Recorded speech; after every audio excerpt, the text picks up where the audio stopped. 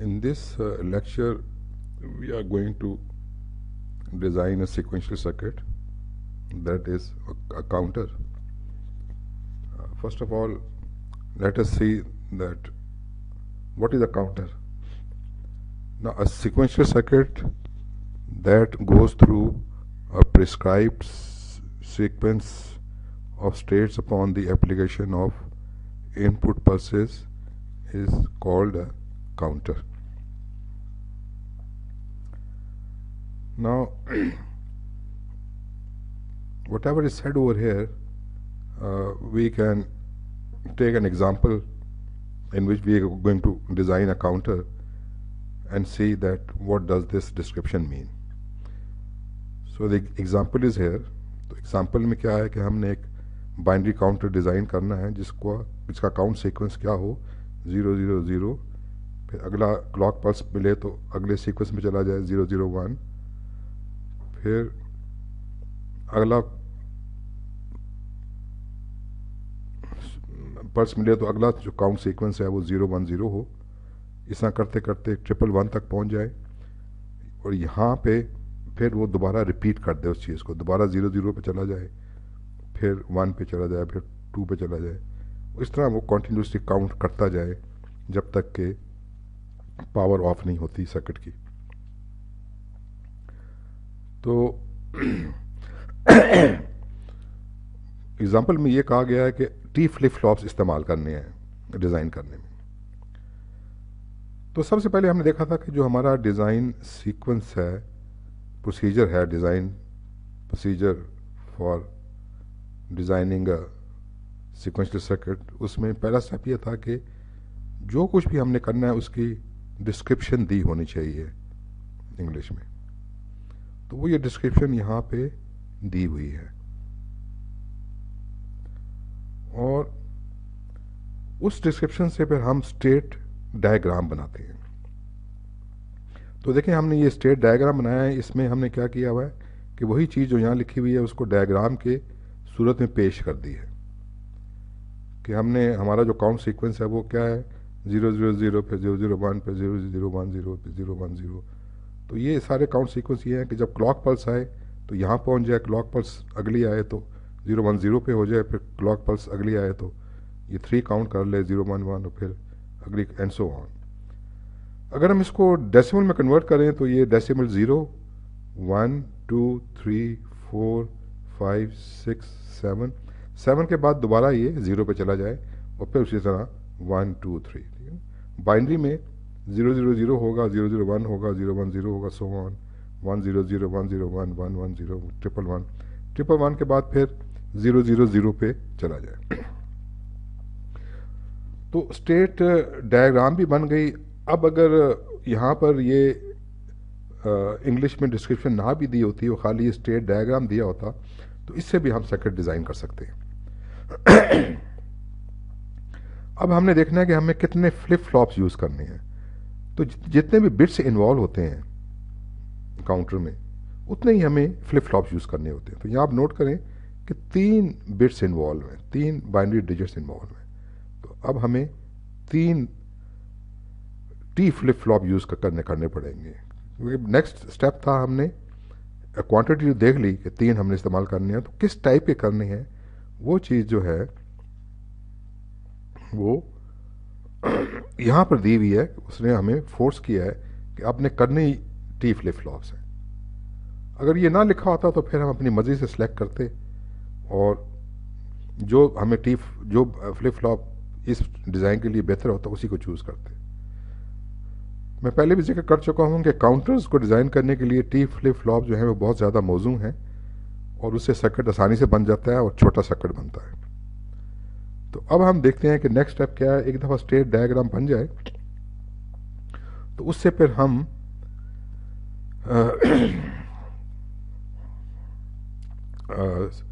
Excitation table बना सकते हैं। पूरे हमारा जो भी प्रॉब्लम है उस पूरे प्रॉब्लम का हम एक्साइटेशन टेबल बना सकते हैं। मगर उस एक्साइटेशन टेबल बनाने से पहले हमें हमारा जो टी फ्लिप फ्लॉप है उसका एक्साइटेशन टेबल पता होना चाहिए। तो पहले उसको बनाएंगे, उसकी मदद से फिर हम पूरे प्रॉब्लम का एक्साइटेशन टेबल बनाएंगे और फिर उससे आगे हम मज़ीद स्टेप्स करेंगे।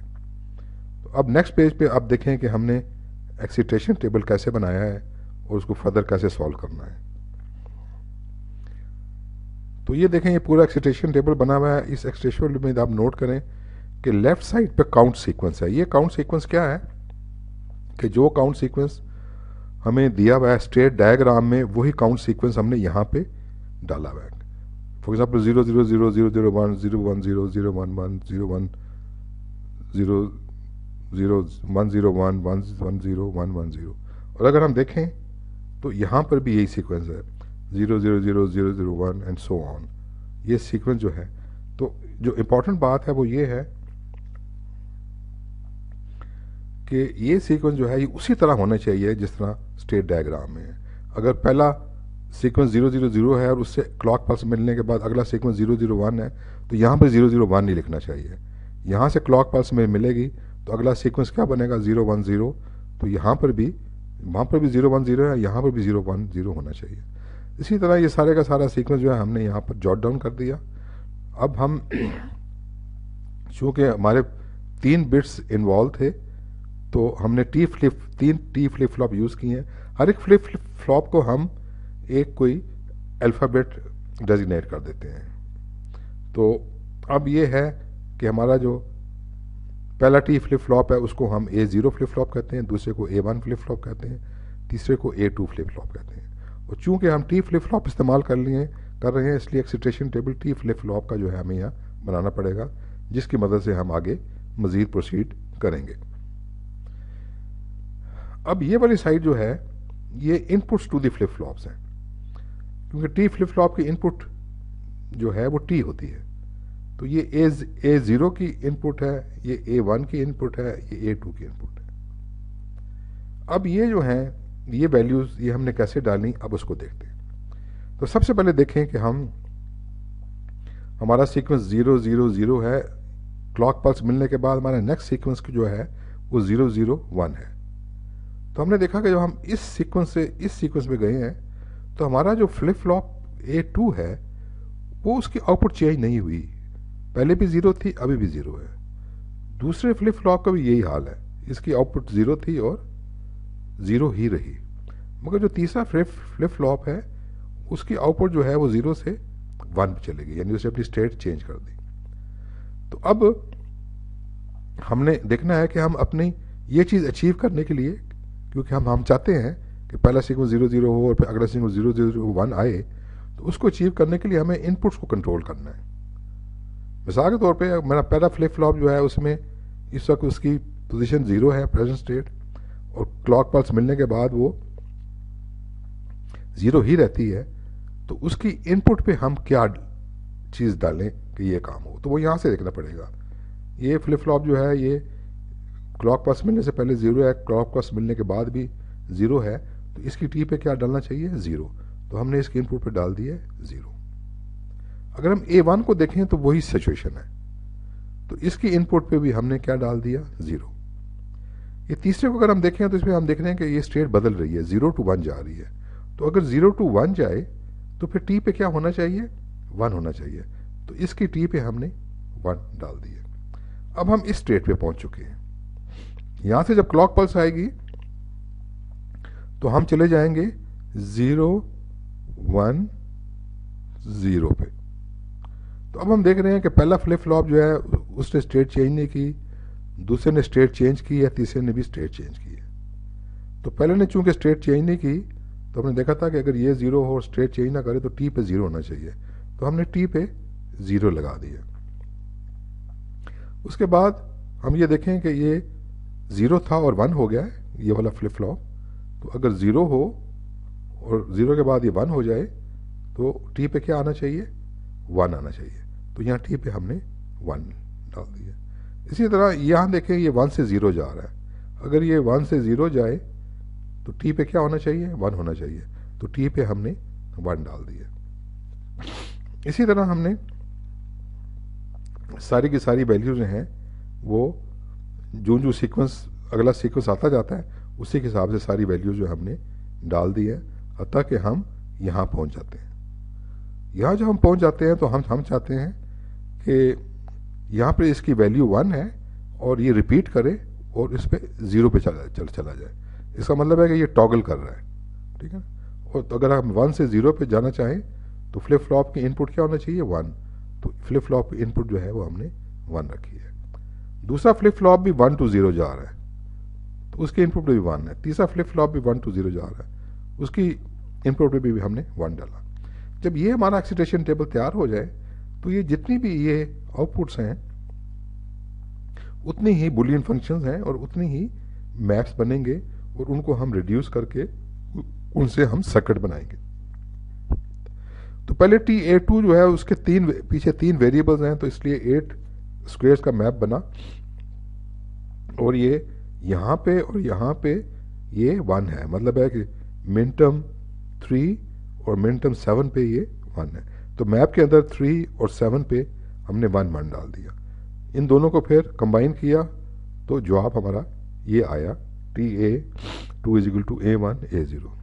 इसी तरह TA1 का फंक्शन जो है उसका भी हमने 3 वेरिएबल्स हैं, तो 8 स्क्वेयर्स का मैप बनाया और ये मिन टर्म 1, 3, 5 और 7 पे इसको हमने मैप करना है। तो ये 1, 3, 5 और 7 पे ये 4 1s हो गए। इनको कंबाइन किया और रिड्यूस किया तो जवाब A0 आया। तो हमारा TA1 जो है वो A0 के बराबर है। और उसके बाद ये जो तीसरा है फंक्शन, उसके लिए भी 3 वेरिएबल्स हैं और 8 स्क्वायर का मैप बना और हमने देखा कि सारी मिन टर्म्स मौजूद हैं, तो सारी की सारी मिन टर्म्स पे हमने 1 डाला, इनको ग्रुप किया। अगर सारी की सारी मिन टर्म्स 1 हो तो फिर हमें क्या चाहिए, हमें आउटपुट पे हमें 1 चाहिए।